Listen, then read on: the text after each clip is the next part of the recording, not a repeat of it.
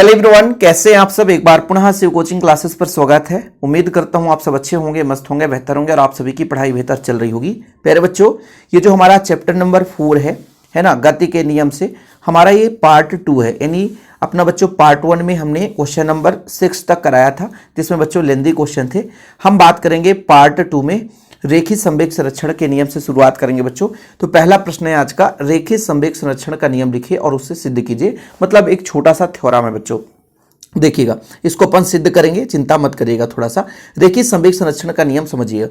यदि किसी निकाय पर कोई बाह्य ना लग रहा हो तो उस निकाय का संपूर्ण रेखीय संवेग नियत रहता है। देखो बच्चों, संवेग क्या होता है? द्रव्यमान गुणे वेग। थोड़ा आप लोग बेसिक चीजें भी आप लोग समझते चलेंगे, तभी चीजें कुछ क्लियर हो पाएगी बच्चों। संवेग का मतलब क्या होता है बच्चों? द्रव्यमान गुणे वेग। क्या होता है? द्रव्यमान गुणे वेग। ठीक है। अब बच्चों क्या बोला गया कि यदि किसी निकाय पर बल न लगाए। अच्छा एक बात बताओ, बल से ही तो सारा खेल होता है। यदि बल ना लगाएं तो उस निकाय का संपूर्ण रेखीय संवेग नियत रहता है। यानी जितना है बच्चों उसी आधार पर वो चलता रहेगा, उसमें बदलाव नहीं होगा। ठीक है, यही आपका रेखीय संवेग संरक्षण का नियम। ज्यादा कुछ है ही नहीं कि रेखीय संवेग नियत रहेगा यदि उस पर बाह्य बल ना लगाया जाए। समझ में आया रेखीय संवेग संरक्षण का नियम। अब बच्चों रेखीय संवेग संरक्षण जो है वो एक कण के लिए भी होता है, दो कण के लिए होता है। जैसे आप लोगों को मैं बताता हूं, जिन बच्चों के पास नोट्स होगा तो अच्छी बात है, नहीं है तो अच्छी बात है भाई, क्योंकि आप लोगों ने नहीं ले रखा है। चलिए बात करते हैं बच्चों न्यूटन के गति के द्वितीय नियम से। जैसे न्यूटन की गति के द्वितीय नियम से बात करते हैं कि क्या बोला गया कि यदि बाह्य बल ना लगाया जाए, बाह्य बल शून्य हो तो संवेग नियत रहता है। देखो बच्चों, कण पर लगाया गया बल। अब ये सब न्यूटन की गति का द्वितीय नियम नहीं पढ़ाए हैं आप? बिल्कुल, हमने बताया है न्यूटन की गति का द्वितीय नियम कि किसी गतिमान वस्तु के संवेग में परिवर्तन की दर उस पर लगाए गए बल के समानुपाती होता है। यानी बल बच्चों वो संवेग में परिवर्तन के बराबर होगा, संवेग में परिवर्तन के बराबर होगा, संवेग में परिवर्तन के बराबर होगा। प्यारे बच्चों, बल है, मान के चलता हूं F, संवेग में परिवर्तन यानी समय के साथ कितना संवेग बदल रहा बच्चों, यही तो संवेग में परिवर्तन कहलाता है। अच्छा, यदि बाह्य बल ना लगाया जाए, F बच्चों 0 हो, इसका मतलब F का मान 0 रखेंगे तो डेल्टा P अपान डेल्टा T इक्वल कितना हो जाएगा? 0। यानी बच्चों यानी P जो है एक नियत है ना, एक नियतांक, ऐसा लिख दो। और यही बच्चों संवेग संरक्षण का नियम प्रूफ हो जाता है। ठीक, तो आप लोग इतना लिख लिए और इसके बाद इतना लिख दोगे। ये कितने कण के लिए बच्चों? एक कण के लिए बात की जा रही है, एक कण के लिए बात की जा रही है, एक कण के लिए बात की जा रही है। और कई सारे कण होंगे तो क्या होगा? कई सारे कण होंगे तो क्या होगा बच्चों? कई सारे कण होंगे तो सिस्टम वही लगेगा कि निकाय पर न्यूटन की गति के द्वितीय नियम से बच्चों आरोपित बल और संवेग में परिवर्तन के बराबर होगा। लेकिन यहां पर यह बोला गया है कि कई सारे कण हैं तो सबका रेखीय संवेग अलग अलग होगा।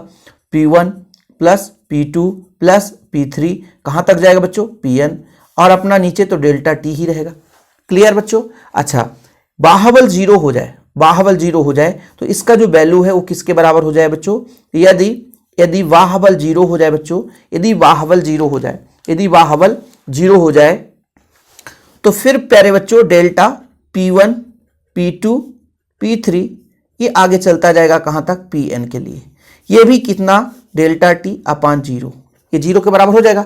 डेल्टा T को हम पक्षांतर कर दें तो बच्चों अपना P1 plus P2 plus P3 Pn इसका मान नियत रहेगा, यानी 0 के बराबर होगा, एक नियतांक होगा। खत्म कहानी। यही अपना रेखिक संवेग संरक्षण का नियम है। अब आप लोगों को लगेगा इतना लंबा चौड़ा, कुछ भी नहीं है बाबू। हमने कहा माना निकाय पर F बल लगाया जाता है जिससे डेल्टा T या डेल T में उसका संवेग परिवर्तन डेल P हो जाता है। तो न्यूटन गति के द्वितीय नियम से एक कण के लिए बच्चों यदि बाह्य बल कितना हो जाए? 0 हो जाए तो फिर डेल्टा P अपान डेल्टा T इक्वल 0, तो P बराबर एक नियतांक। जब कई सारे कण हो बच्चों तो डेल्टा P में P1 P2 P3 कई सारे हो जाएंगे। फिर बच्चों यदि बाह्य बल 0 हो जाए तो इसका मान 0 के बराबर कर देंगे, एक खत्म, एक नियतांक आ जाएगा। क्लियर बच्चों? चलिए अगला प्रश्न है सीमांत घर्षण किसे कहते हैं। देखो बच्चों, सीमांत घर्षण, जब एक वस्तु दूसरे वस्तु की सतह पर ठीक गति करने की स्थिति में हो तो उसकी सतह के मध्य जो कार्यरत घर्षण होगा, है ना, वो सीमांत घर्षण होगा। जैसे पहले बच्चों मैंने बात करी कि ये अपना एक पार, मान लीजिए यहां पर एक वस्तु रख दिया हमने, ये वस्तु रख दिया, अब इस वस्तु पर हम फोर्स लगा रहे हैं। अब एक ऐसी स्थिति आएगी प्यारे बच्चों, एक ऐसी स्थिति आएगी कि बस वो गति करने ही वाला होगा, बस वो गति करने, अभी गति नहीं कर रहा है लेकिन गति करने ही वाला होगा, उस स्थिति पे जो घर्षण लगेगा वो सीमांत घर्षण कहलाएगा।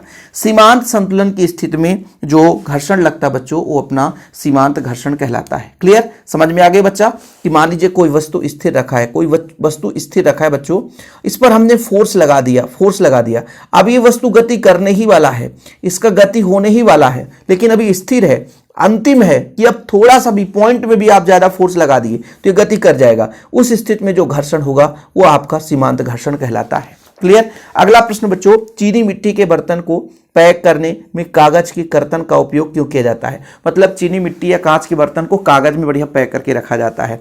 चीनी मिट्टी के बर्तन ठोकर लगने पर बल के आवेग के कारण टूट जाते हैं। यदि कागज के कर्तन में लपेट कर रखा जाता है तो धक्का लगने पर कागज की कर्तन के कारण बल का आवेग कम हो जाता है, अतः बर्तन सुरक्षित रहता है।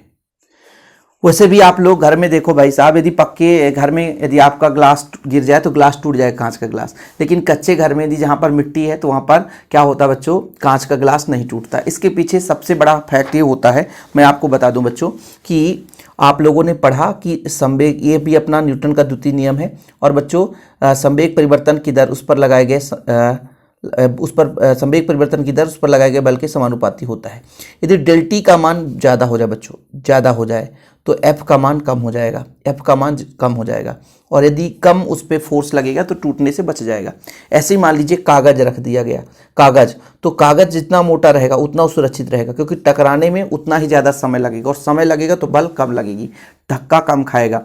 आप देखो कोई भी इलेक्ट्रिक सामान है, कोई भी चीज़ें बच्चों हमेशा, है ना, थर्माकोल पे पैक करके आते हैं ताकि एक दूसरे से टकराए नहीं, है ना, ये चीज़ है। आवेग मतलब उतना तेजी से वो बेग ना रहे, आवेग कम होना, इसका मतलब आवेग क्या है, बल गुणे समय। तो बच्चों समय थोड़ा सा कहीं ना कहीं बढ़ जाएगा और उसमें धक्का कम लगेगी, टूटने से बच जाएगा। क्लियर। जो क्वेश्चन सेलेक्टेड है बच्चों वो हम तो चर्चा करेंगे ही करेंगे। घर्षण से लाभ और हानि, ये तो कोई भी बच्चा बता सकता है। देखो भाई, आप चल पा रहे हो घर्षण के कारण, आटा मतलब आप लोग निकालते हो गेहूं से, वो घर्षण के कारण, है ना। आप लोग देखो बच्चों, ब्लैक बोर्ड पे आप लिख पा रहे हो वो घर्षण के कारण, व्हाइट बोर्ड पे मार्कर से लिख पा रहे हो वो घर्षण के कारण, है ना। खाना को चबा पा रहे हो वो घर्षण के कारण। तो ये सारे लाभ हैं, लेकिन उनके हानि भी होते हैं कि लगातार, है ना, स्लीपर चलने स्लीपर घिस जाता है।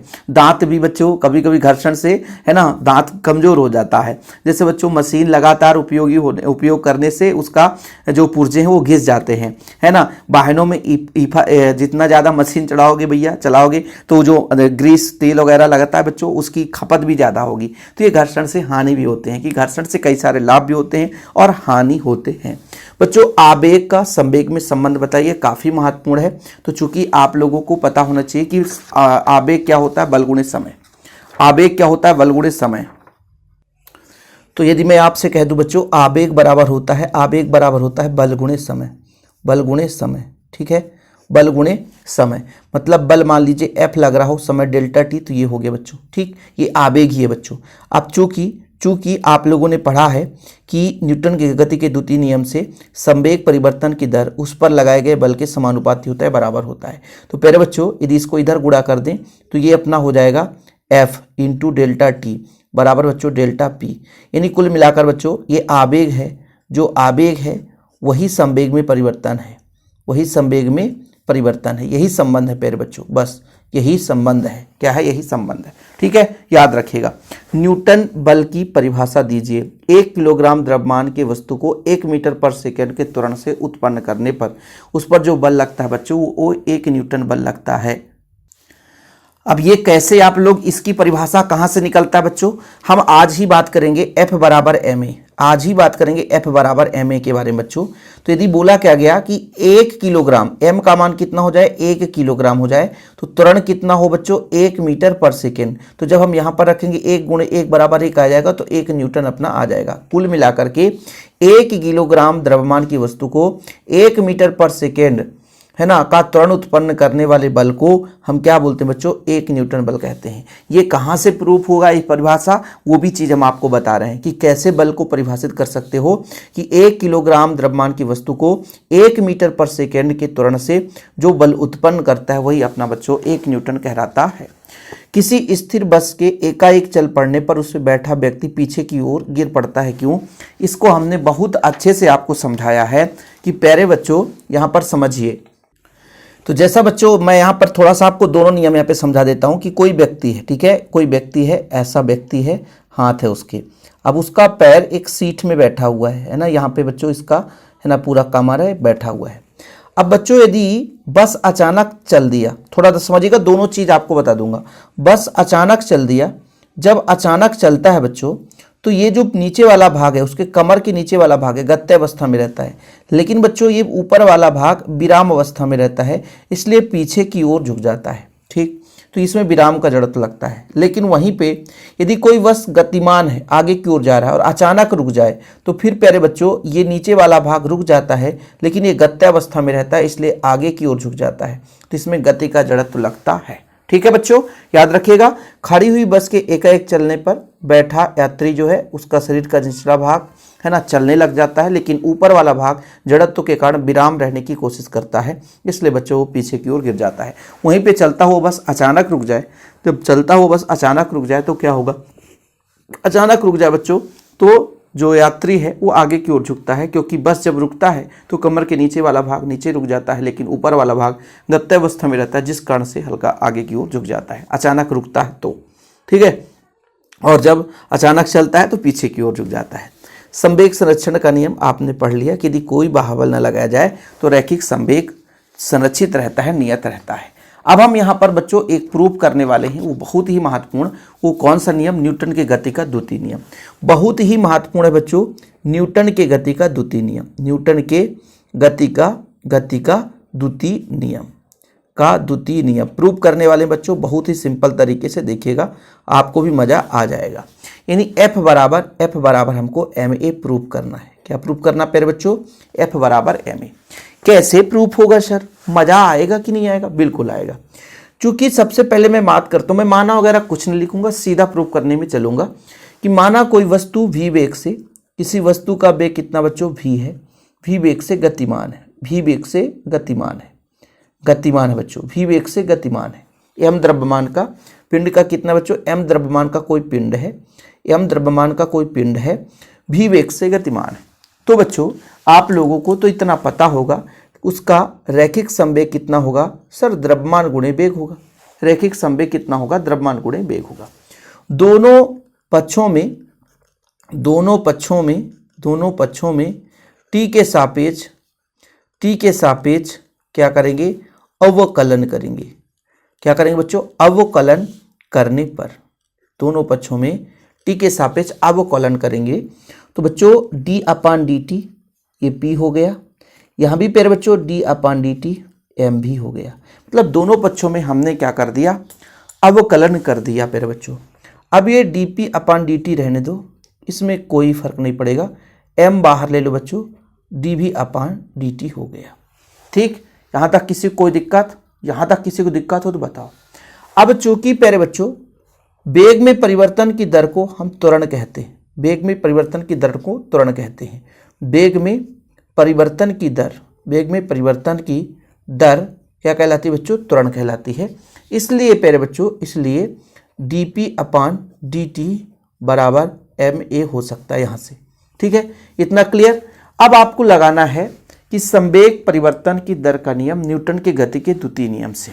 ठीक है बच्चों, तो चूंकि जो बल होता है बच्चों, बल होता है वो संवेग में परिवर्तन के बराबर होता है, संवेग में परिवर्तन के बराबर होता है।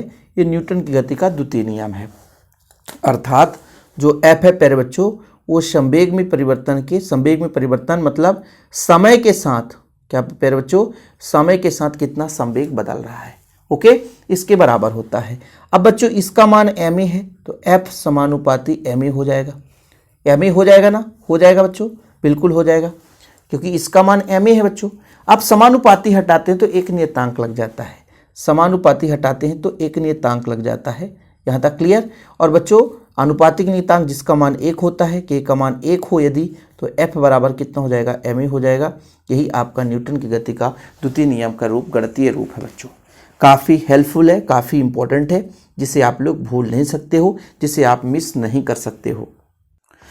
अब थोड़ा सा यहाँ पर कुछ फैक्ट वाले क्वेश्चन आपको बता देता हूँ बच्चों, क्योंकि आप लोगों ने ये चीज़ पढ़ा, आवेग संवेग प्रमेय, आवेग संवेग प्रमेय, आवेग संवेग प्रमेय। थोड़ा सा आप लोगों को फैक्ट वाली चीज़ें समझा देता हूँ, 5 मिनट का काम है, कि F बराबर कितना बच्चों, F बराबर delta P upon delta T।